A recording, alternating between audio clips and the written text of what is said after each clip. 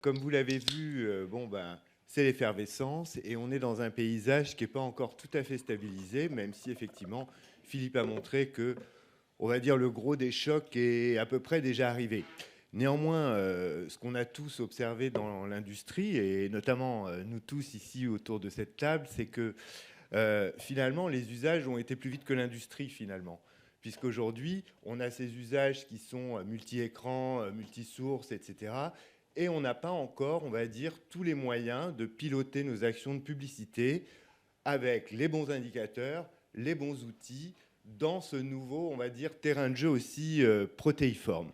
Alors, je vais commencer effectivement par interroger Jean-Luc, puisque c'est vrai que Jean-Luc, au-delà de l'UDM, tu as un rôle important à la WFA, et effectivement, la WFA s'est saisie du problème il y a maintenant plusieurs années, puisque c'était en 2019, en travaillant avec le MRC, qui est un institut qui fait des normes aux États-Unis, puis en publiant un manifesto avec la vision des annonceurs qu'ils ont appelé la North Star.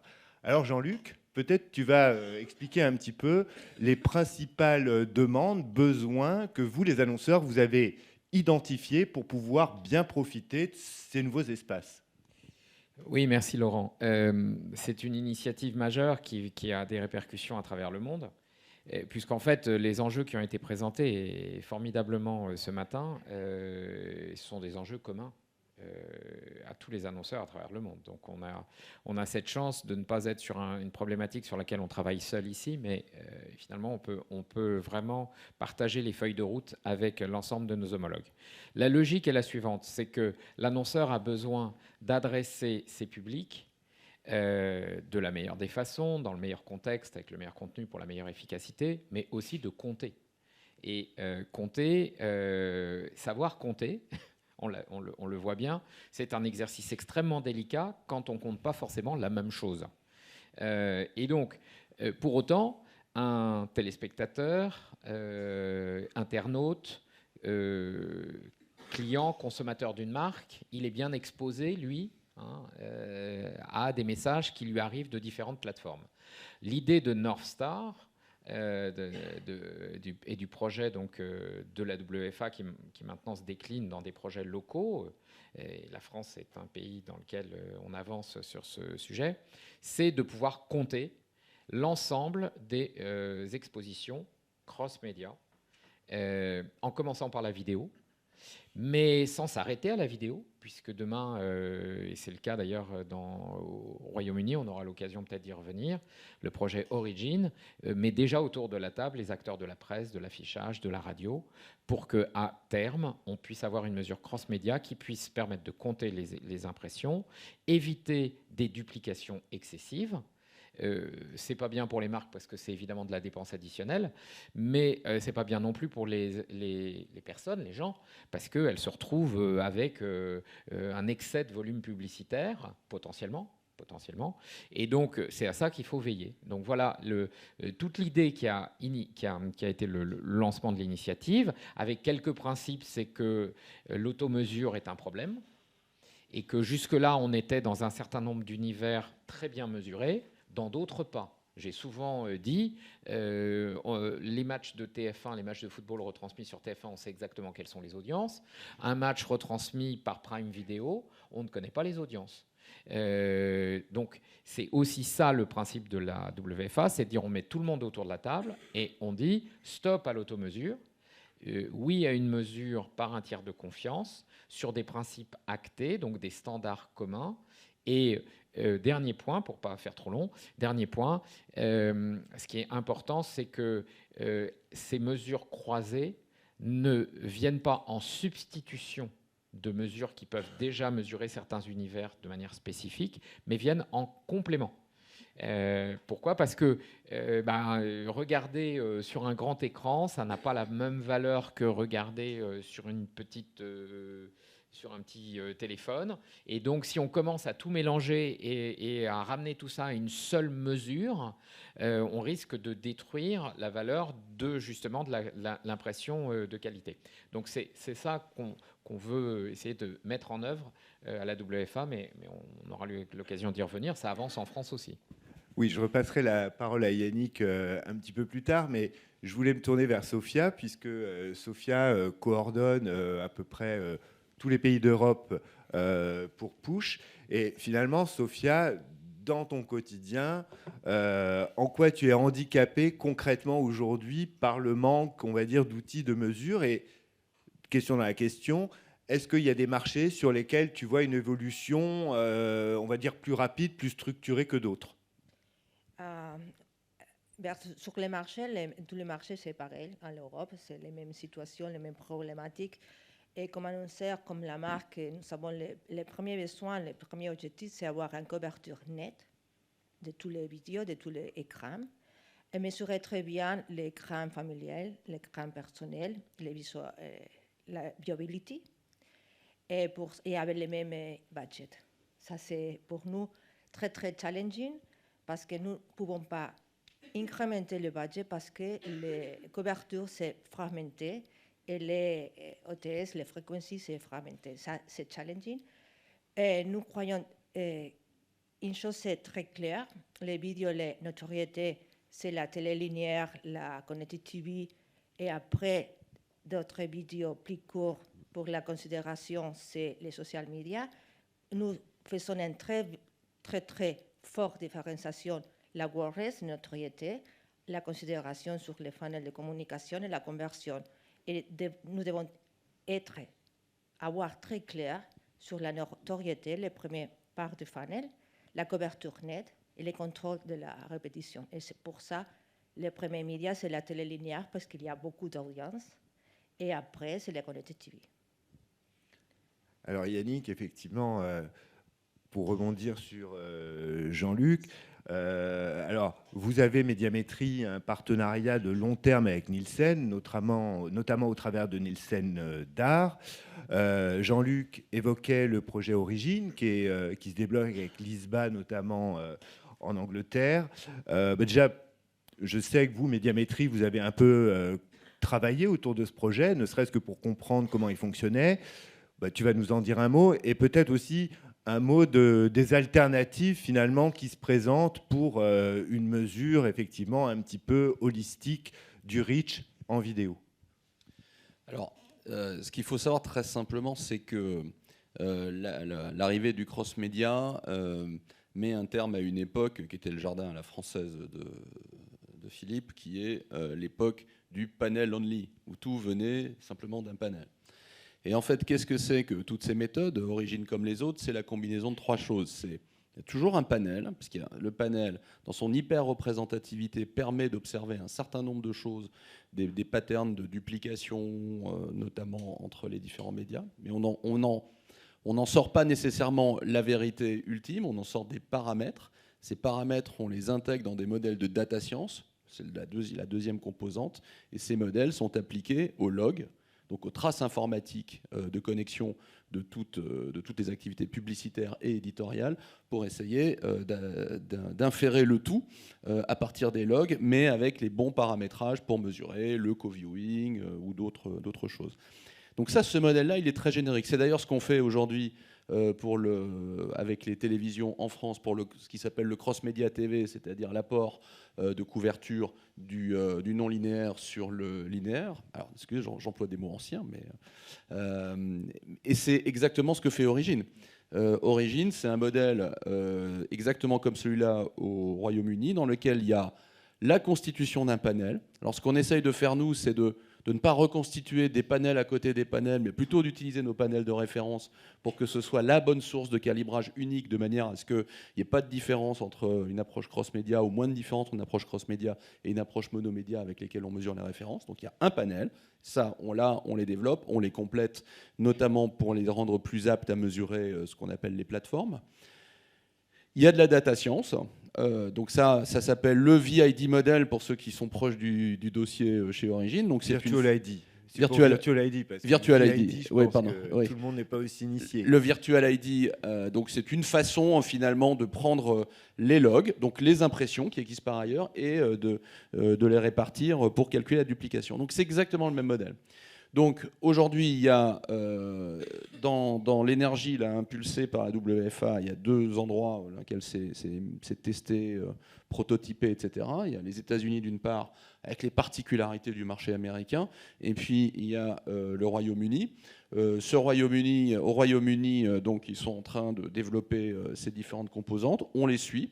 On suit les modèles statistiques, les modèles qui sont employés. Et puis, il y a, je crois, un moment important qui est fin 2024, début 2025, un moment auquel le projet Origine aura dû donner ses conclusions et sera éventuellement apte à être étendu dans le monde. Alors, pendant ce temps, nous, on ne fait pas rien.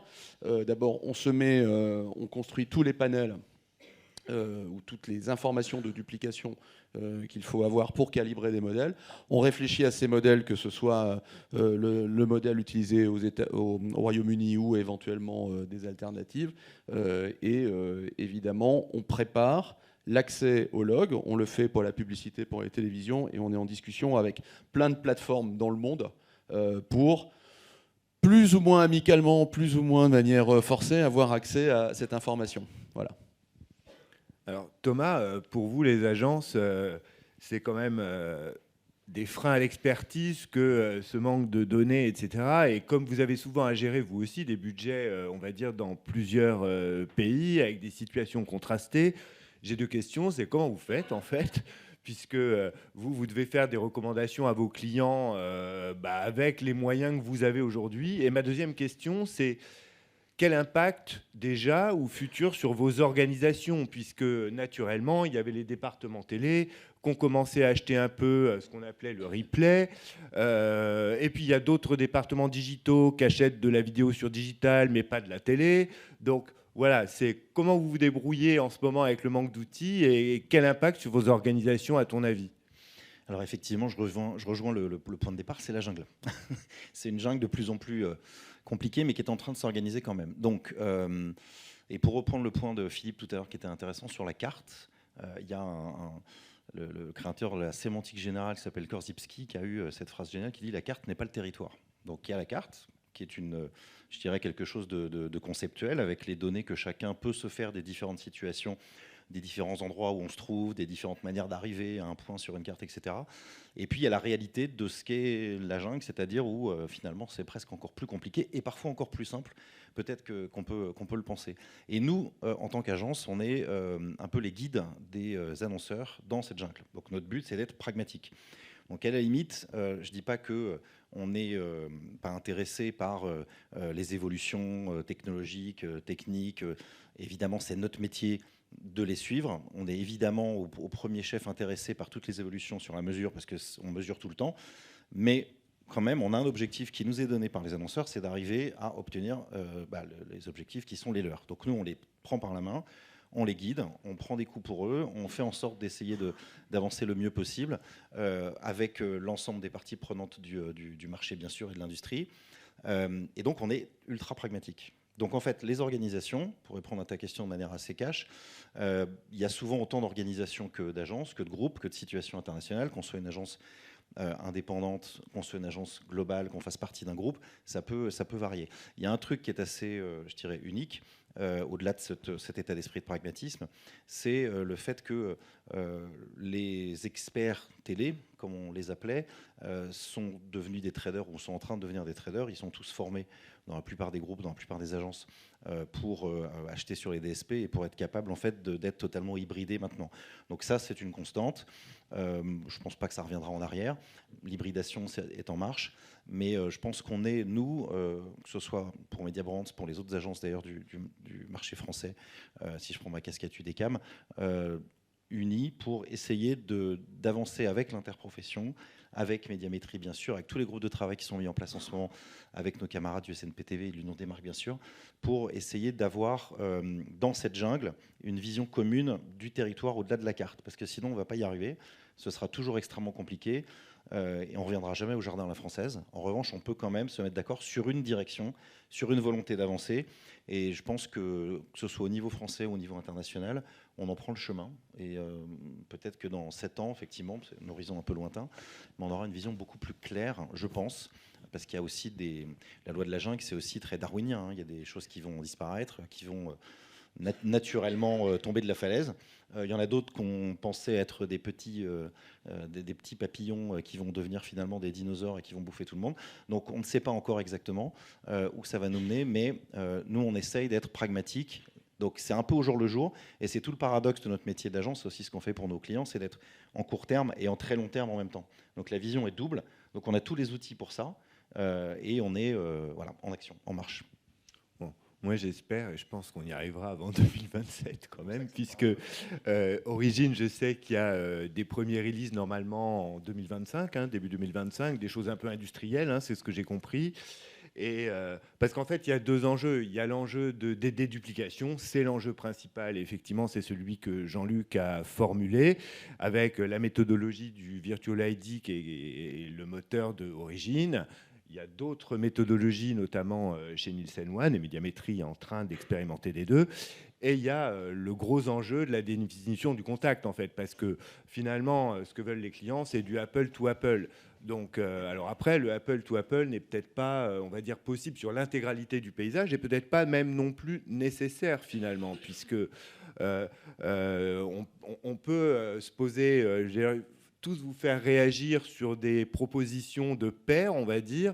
Est-ce que pour un client, dans la même campagne, pour servir les mêmes objectifs, on active TF1, M6, enfin la télé, plus le replay, oui, plus le streaming, mais plus TikTok, plus Instagram, plus Pinterest, plus... Voilà. Est-ce que c'est pertinent et est-ce que c'est nécessaire d'avoir une unité de mesure commune sur l'intégralité de l'univers ou juste sur des segments que vous, les clients, vous allez juger homogènes pour activer vos campagnes? Voilà, je pense que c'est une question. Bon, c'est une belle question. Je regardais le plan de lancement de TF1+. C'est un beau plan de lancement. Et il utilise de nombreux leviers. Il va avoir un plan en télé avec 1000 GRP par semaine. Il va utiliser les réseaux sociaux, TikTok et d'autres réseaux sociaux. Donc, on le voit bien, TF1, quand TF1 est annonceur, fait des choix médias qui sont diversifiés. Les annonceurs font la même chose.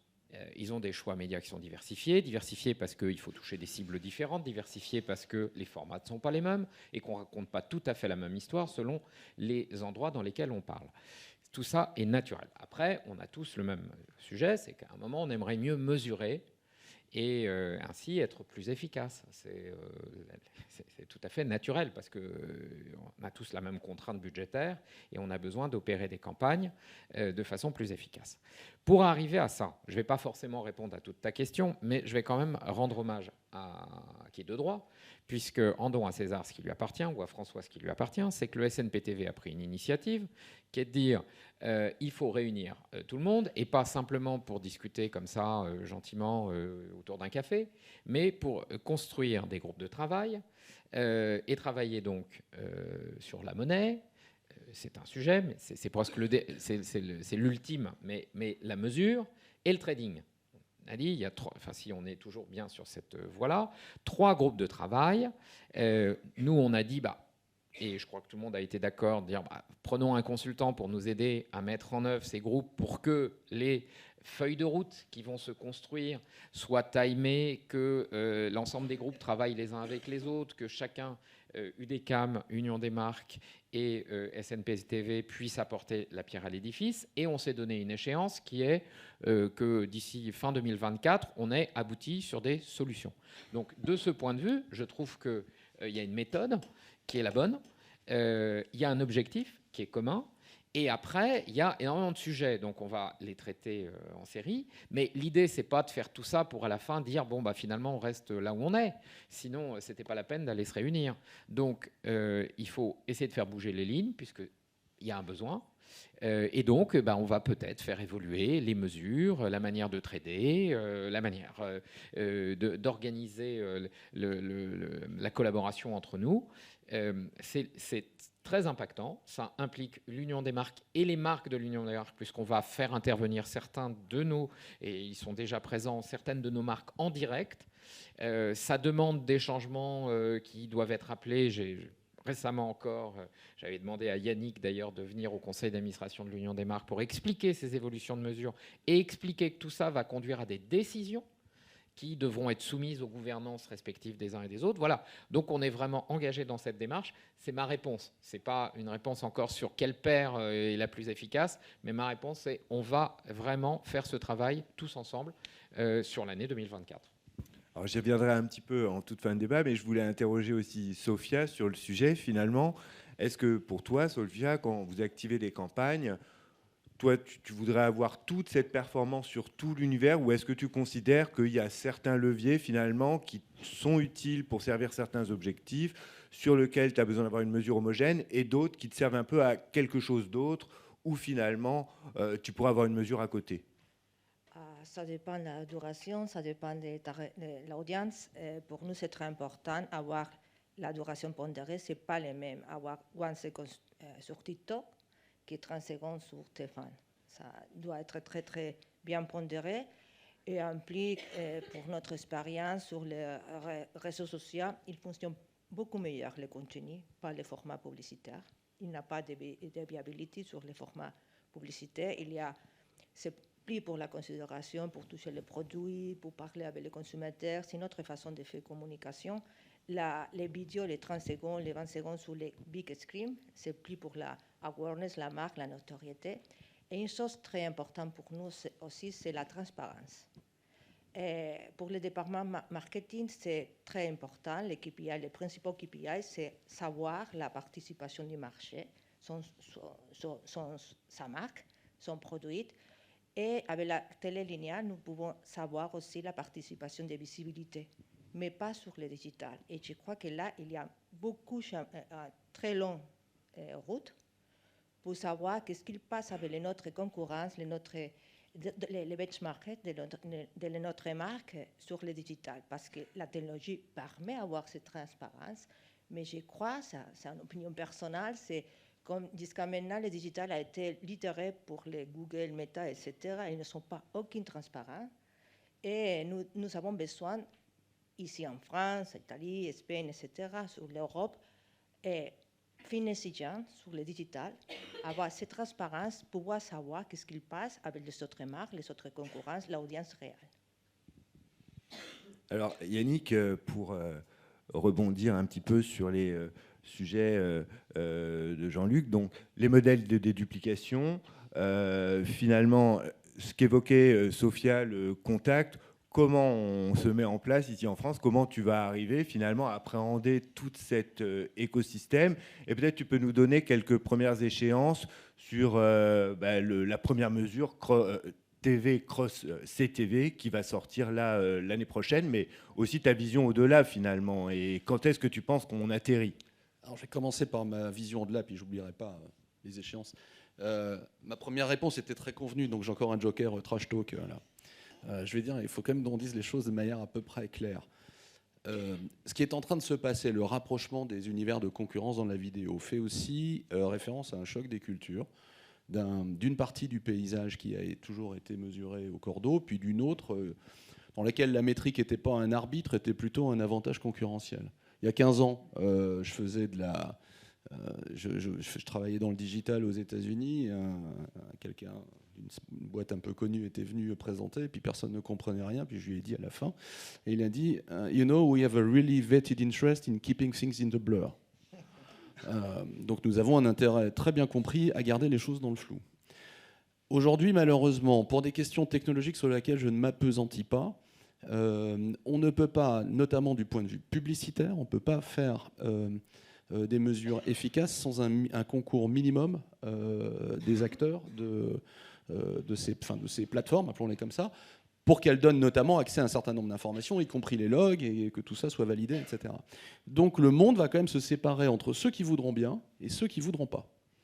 Et même si on rêve tous d'une mesure intégrale, etc., il va se passer quelque chose, c'est qu'il y aura des gens qui ne voudront pas et qui continueront peut-être à communiquer au marché avec des métriques qui seront les leurs, qui seront différentes, ou qui peut-être feront un pas vers on veut bien participer, etc., mais mettront un tel niveau de contrainte que ça deviendra strictement impossible et donc pas comparable. Donc mon métier aujourd'hui, Ça consiste à essayer de rassembler le maximum de ceux qui veulent bien, peuvent bien et se prêtent au jeu de la transparence, de l'auditabilité et de la vérifiabilité des chiffres. Et ça, c'est une bataille qui n'est pas technique. C'est une bataille qui est politique et qui fonctionnera par l'exemplarité. Donc il faut faire tomber les premières plateformes et avancer. Les convaincre, pas les faire tomber. Oui, les faire tomber au sens tactique de jeu. Donc il faut les convaincre, les faire tomber. Non, malheureusement, j'ai pas les fonds nécessaires. Donc il faut les convaincre et les faire se rejoindre. Du coup, Yannick, Jean-Luc voulait rebondir. Comme je dois partir, je suis désolé, mais je voulais rebondir sur le point que tu évoques là en disant que la responsabilité des marques est engagée sur ce sujet. Bien sûr. Face à ce que Sonia décrivait, qui est cette absence de transparence. C'est dans votre manifesto d'ailleurs, Jean-Luc. C'est dans le manifesto.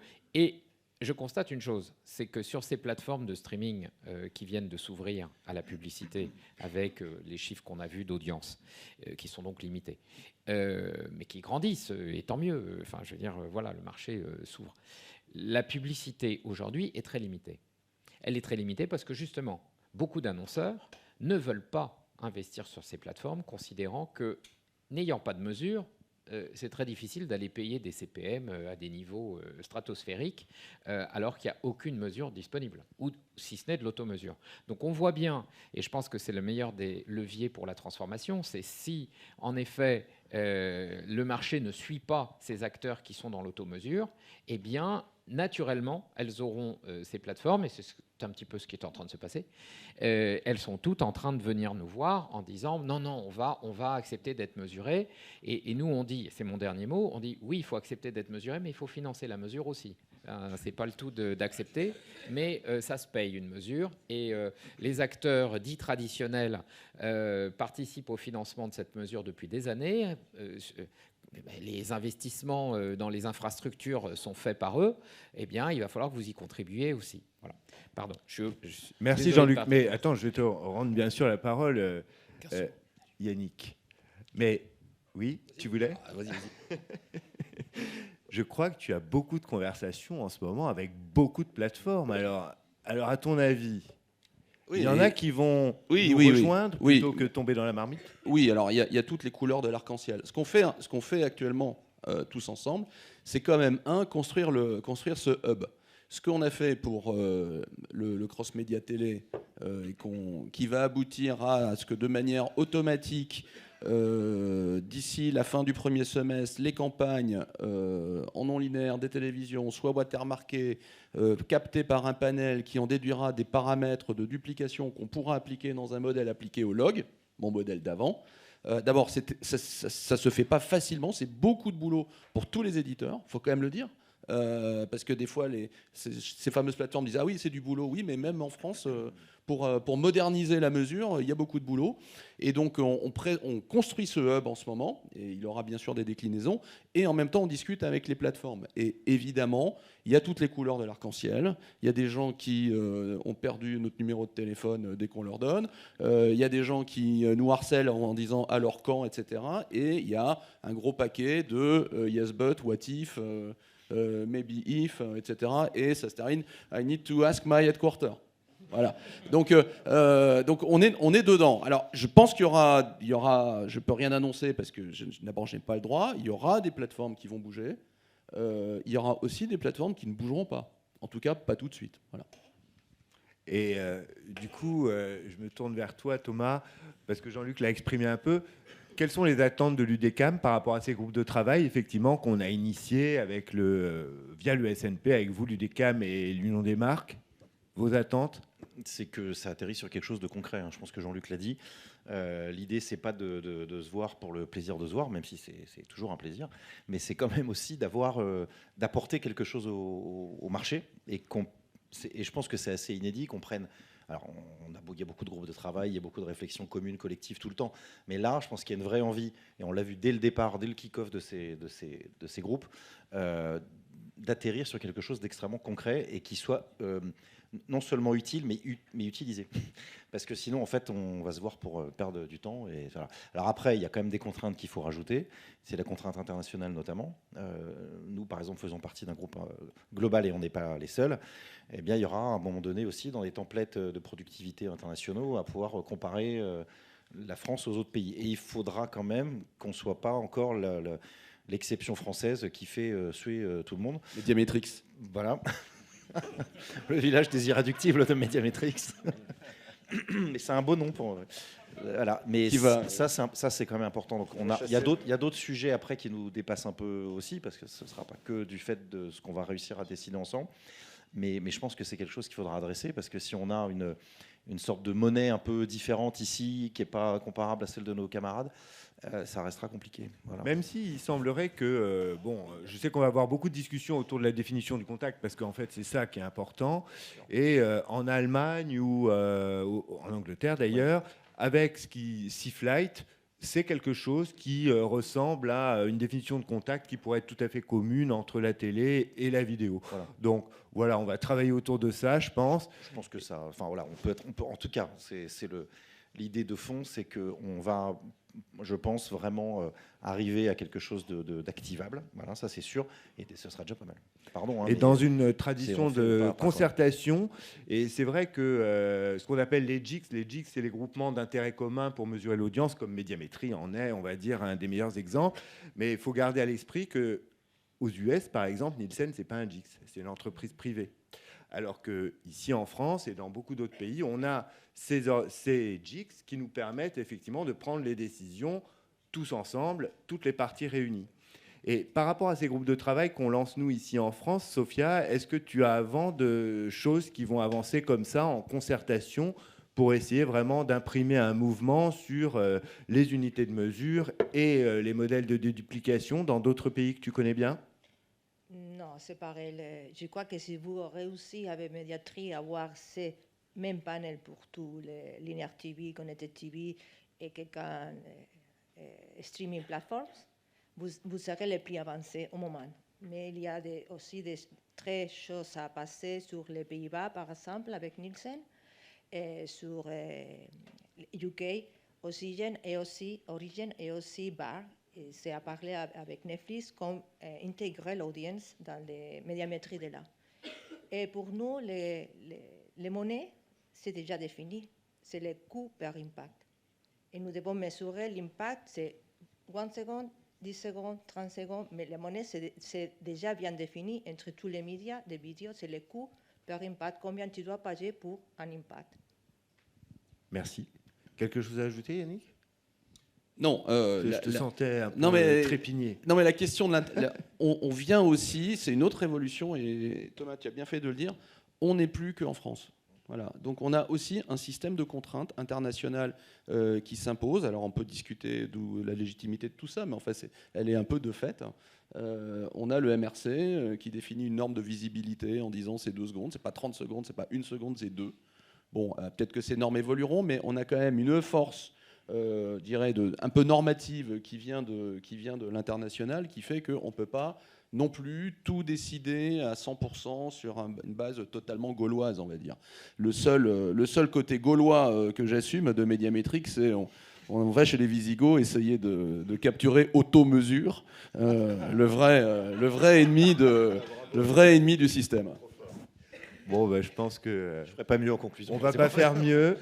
Juste pour conclure, je dirais que on a du travail tous ensemble, mais c'est un travail qui est vraiment enthousiasmant.